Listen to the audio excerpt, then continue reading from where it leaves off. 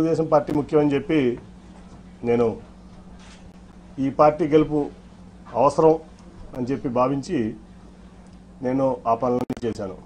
అంతకుముందు మీ అందరూ తెలుసు, అంతకుముందు జరిగిన బై ఎలక్షన్లో దాదాపు నాకు తెలిసి 17 మందో 18 మందో కాంగ్రెస్ నుంచి రాజీనామా చేసి వైకాపా తరఫున పోటీ చేసిన అభ్యర్థులు భారీ మెజార్టీతో గెలిచారు.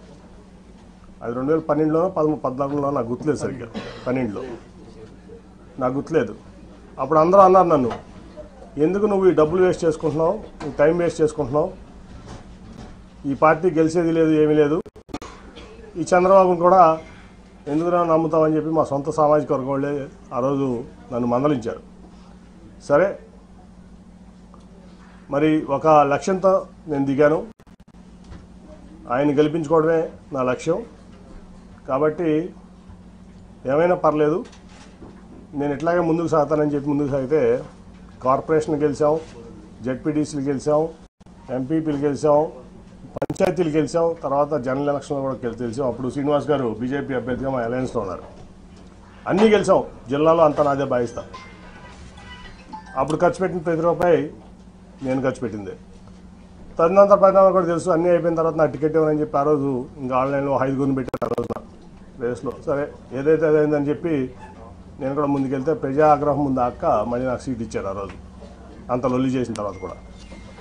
అట్లాగే ఆ తర్వాత మరి ఏ రోజు కూడా ఒక ఎంపీగా మరి అక్రమ సంపాదన ఇంకోటి ఆశపడకుండా నిజాయితీగా పార్టీ కోసం, ప్రాంతం కోసం, ప్రజల కోసం కష్టపడ్డా. ఆ ప్రాసెస్లో మీ అందరికీ కూడా తెలుసు, ఆస్తులు అమ్ముకున్నా, వ్యాపారాలు మానుకున్నా. ఇవాళ నేను అమ్ముకున్న ఆస్తుల విలువ హైదరాబాద్లో 2000 కోట్లు, అక్షరాలు 2000 కోట్లు. నేను అమ్ముకున్న ఆస్తులు మీకు కావాలంటే నా 14 యాక్షన్ అఫిడవిట్ తీసి వాళ్ళు చూస్తే నా ఆస్తులు ఇవాళ వాల్యూ 2000 కోట్లు ఉంటుంది. అట్లా వ్యాపారం కాకుండా కొన్ని విషయాల్లో ఆయన నా పట్ల ప్రదర్శించినటువంటి తీరులో వ్యాపారం కూడా ఆపుకోవాల్సి వచ్చింది. ఆ రోజు కూడా నేనేం బాధపడలా, వాట్ నెక్స్ట్ అనుకుని ముందుకెళ్ళాను. సరే, 19 లక్షలు మళ్ళీ గెలిచాను. ఇక్కడ లోకేష్ గారు మంగళగిరిలో ఓడిపోతే నేను విజయవాడలో ఎంపీగా నేను గెలిచాను. మరి ఆయన పార్టీ ఇన్ఫ్రాస్ట్రక్చర్ అంతా ఇచ్చారు, రిసోర్సెస్ అన్నీ ఇచ్చారు. అట్లాగే పార్టీ యంత్రాంగం మొత్తం ఆయన కోసం కృషి చేసిన ఆయన ఓడిపోయారు.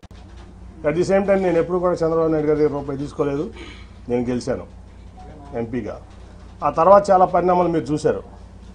అనేక రకాలైన ఆయన మనుషులను పెట్టి నన్ను అవమానపరచడం జరిగింది. అట్లాగే ఫైనల్గా వచ్చేబడి కార్పొరేషన్ ఎలక్షన్లో సీటు, మేయర్ సీటు లేడీ అయినప్పుడు నేను జనరల్గా ఢిల్లీలో ఉన్నాను. ఫోన్ చేసి కార్పొరేషన్ ఎలక్షన్స్ ఏం చేస్తామని అడిగారు నన్ను చంద్రబాబు నాయుడు గారు.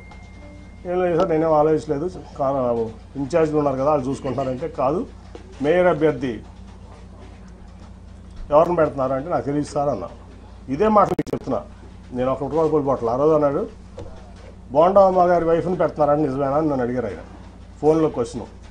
నేను వాళ్ళ వరకు ఎవరికి చెప్పలా నిజం, నాకు తెలియదండి అన్న. లేదు అది జరిగితే చాలా ప్రమాదకరం, నువ్వు ముందు మీ కుటుంబంలో మీ కూతురులో ఉన్న పెట్టు అంటే, లేదండి వాళ్ళు ఈ ఆలోచన లేదు, వాళ్ళకి రాజకీయంలోకి వచ్చేది ఆలోచన లేదంటే, కాదని చెప్పి 3 రోజులు నన్ను ఆయన ఇబ్బంది పెట్టారు, ఆయన బలవంత పెట్టారు, ఇబ్బంది కాదు. సరే, అప్పుడు టాటా ట్రస్ట్లో పనిచేస్తున్న శ్వేత అని మాట్లాడితే నాకు ఇంట్రెస్ట్ లేదు డాడీ, నాకు సోషల్ సెక్టర్ నుంచి చాలా ఇంట్రెస్ట్గా ఉన్నాయంటే ఇట్లా చెప్పారమ్మా చంద్రబాబు గారు. సరే, మరి పార్టీ కోసం చేయాల్సి వస్తుందా మనం చేద్దామంటే 3 రోజులు విముఖత తర్వాత అక్కడ రాజీనామా చేసి వచ్చి ఇక్కడ ఆవిడ నుంచోవడం జరిగింది. తర్వాత ఏం జరిగిందో మీకు అందరూ తెలుసు. అట్లా మళ్ళీ అదే మనుషులతో ప్రెస్ మీట్ పెట్టించి ఎలక్షన్ 2-3 రోజుల ముందు నన్ను ఒక వ్యక్తితో ప్రెస్ మీట్లో పబ్లిక్గా ఆ ఎంపీ కేసునేనా అని చెప్తూ కొట్టిస్తానని చెప్పి మాట్లాడించారు చంద్రబాబు నాయుడు గారు. ఆ ఎంపీ కేసునేనా అని చెప్పు తీసి కొడతానని చెప్పి ఒక క్యారెక్టర్లెస్ పర్సన్ పార్టీ ఎంపీని అన్నారు. స్పందన లేదు పార్టీ నుంచి కానీ ఏ వ్యక్తి నుంచి కానీ. అదే ప్రెస్ మీట్లో ఒక పాలిట్ బ్యూరో సభ్యుడు గొట్టంగాడి ఎంపీ అన్నాడు, అయినా స్పందన లేదు. 50 మంది కార్పొరేటర్లు 64 మంది పోటీ చేస్తే 50 మంది ఓడిపోయారు. సరే, గెలిచేవాళ్ళు ఓడిపోయేవాళ్ళు అది తర్వాత సంగతి. వీళ్ళ ప్రెస్ మీట్ వల్ల పార్టీ చల్లా చెదురైపోయింది. నెక్స్ట్ ఆ 2 రోజుల తర్వాత వచ్చిన చంద్రబాబు నాయుడు ప్రచారానికి నువ్వు రావద్దు నాతో పాటు ప్రచారానికి, నువ్వు వస్తే వాళ్ళిద్దరూ రానంటున్నారు నాతో పాటు అని. సో ఓకే సార్ మీరు వెళ్ళండి అని చెప్పి పంపించడం జరిగింది. ఒక సిట్టింగ్ ఎంపీ లేకుండా కార్పొరేషన్ ఎలక్షన్స్లో నా కూతురు నుంచోబెట్టి నా డబ్బులు ఖర్చు పెట్టుకుని నేను లేకుండా ప్రచారానికి వచ్చాడు ఆయన, ఒక పార్టీ అధ్యక్షుడు.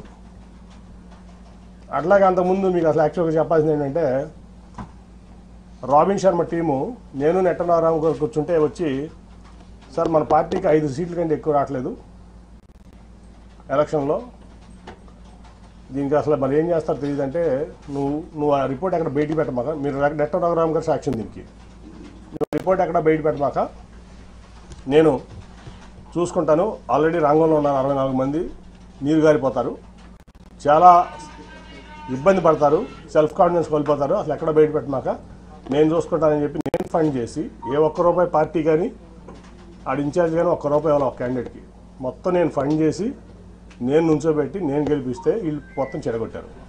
14 గెలిచాం ఫైనల్గా. ఓకే అదంతా అయిపోయింది. కానీ ఇక్కడ ఏంటంటే, ఒక పార్టీ అధ్యక్షుడు ఒక పార్టీ ఎంపీని ప్రోటోకాల్కి విరుద్ధంగా నువ్వు రావద్దని ఏమంటున్నాడు, మరిచ్చా పార్టీ కోసం ఆయన కోసం. ఒక పార్టీలో ఉన్నటువంటి పాలిట్ బ్యూరో మెంబరు ఒక 5 పదవులు ఉన్నటువంటి వ్యక్తితో చెప్పు తీసుకొడిస్తా అన్నాడు, భరించా. అట్లాగే గొట్టంగాడు అనిపించారు, భరించా. ఏం చేయాలి నేను, ఎన్ని అవమానాలు పడాలి, అయిపోయింది రోజువారీ అవమానాలు. తర్వాత నేను ఒక రోజు వెళ్ళి ఆయనతో చెప్పాను, సార్ మీకు ఇష్టం లేకపోతే చెప్పండి నేను తప్పుకుంటాను ఎంపీగా అంటే, లేదు నువ్వే ఉండాలి. 10 మంది ముందు చెప్పాను, నేను ఒకళ్ళు కాదు. ఆ రోజు వల్ల రామయ్య గారు ఉన్నాడు, నెట్ట రఘురామ్ గారు ఉన్నాడు, పార్టీ ఇన్ఛార్జ్లు అందరూ ఉన్నారు, 7 ఇన్ఛార్జ్లు. ఆ రోజే నేను ఆయన చెప్పా, సార్ ఎవరన్నా పెట్టుకోండి నేను తప్పుకుంటున్నాను అంటే, ఆయన చెప్పిన మాట ఏంటంటే, అందరి ముందు నేను ఇది కాదు నువ్వే ఉండాలి, ఈ మాట బయటికి ఎక్కడ అనొద్దు, నువ్వు మీరు కూడా ఎక్కడ అనొద్దు ఎవరో అన్నారు.